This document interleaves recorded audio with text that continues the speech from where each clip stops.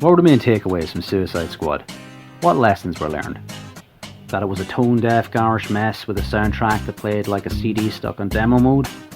That the director's indulgences and personality should have been reined in more to prevent the movie getting out of hand? Was it its corporately mandated acid house editing which treated flashbacks like landmines you were afraid of stepping on any minute? No, clearly all that worked. And bears repeating. However, it could use a bit more mean-spirited violence and swearing. Like it was written by a 15-year-old who just discovered violence and swearing.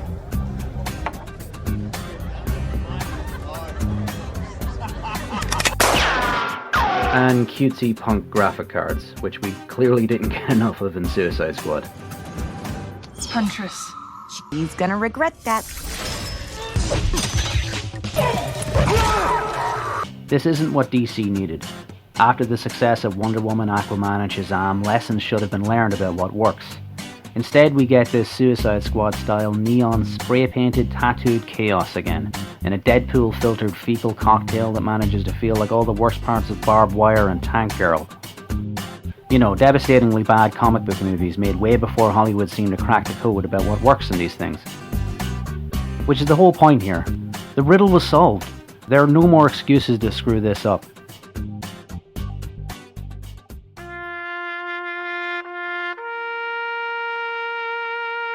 These are beloved characters that work really well and can be really easy to get right, once you just don't hire assholes who want to inject their own garbage into it. I'm not saying these films should all be the same, absolutely not. But they should at the bare minimum understand their own genre. Clearly there are still a lot of people in boardrooms at Warner Brothers with the uncanny ability to f*** their own faces, and get paid a lot for it. A lot of money. In a comic book adaptation that mixes glitter with guts in a way that feels like Baz Luhrmann directing a Saw movie, the uneasy tone is what lets this whole thing down the most. In the scene where Black Mask cuts off the faces of a rival along with his wife and child, it's hard to tell what the movie wants from the audience. We've all seen black humour, and yes, we all know what the Black Mask is like in the comics, once feeding a character's loved one to them. But here it's hard to tell if we're seeing what we're seeing because the movie wants us to know what a monster Black Mask is, and how much he deserves to have the birds of prey kick his ass, or whether we're supposed to be laughing. Because McGregor plays it so broad. Is that a snot bubble? Ew, gross. Is this humour? Is there something wrong with me for not getting the humour of faces being ripped off a terrified family in their last moments together? The thing is, the tone and whole energy of the movie is most let down by its humour. It's clear the film understands that Harley Quinn should be a funny character, but the jokes are just, well, it's hard to know whether they're meant to be jokes most of the time. Who's this? It's a beaver. It's just heart-crushingly unfunny. Now, some good things. Mary Elizabeth Winstead is really good.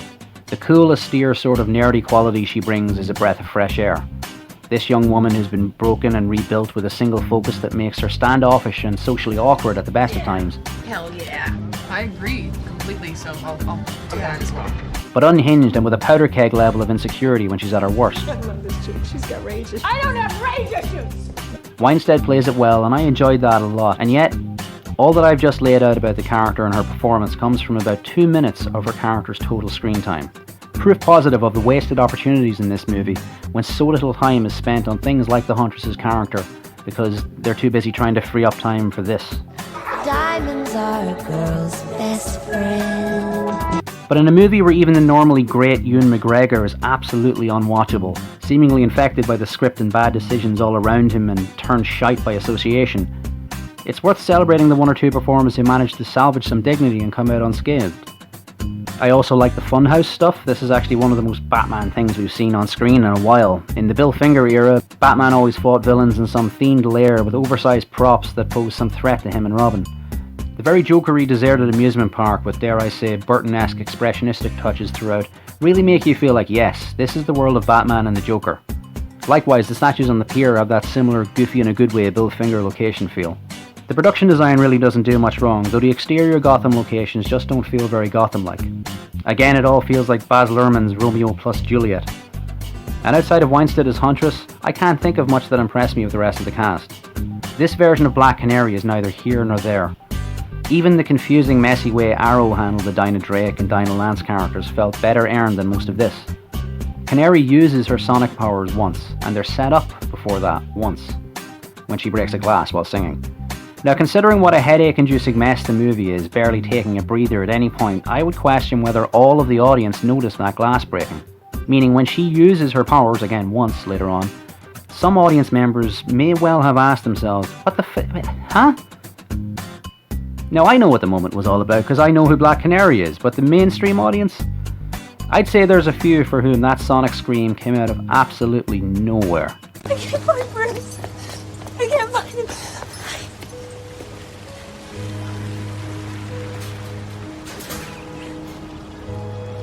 No, I'm sorry, Lotus Flower. you sold me out. Too many people offering me too much money. I have enough now to open up a new restaurant. A really nice one. Doc, it's me. You broke my legs! Oh, boo-hoo. Hi, boys.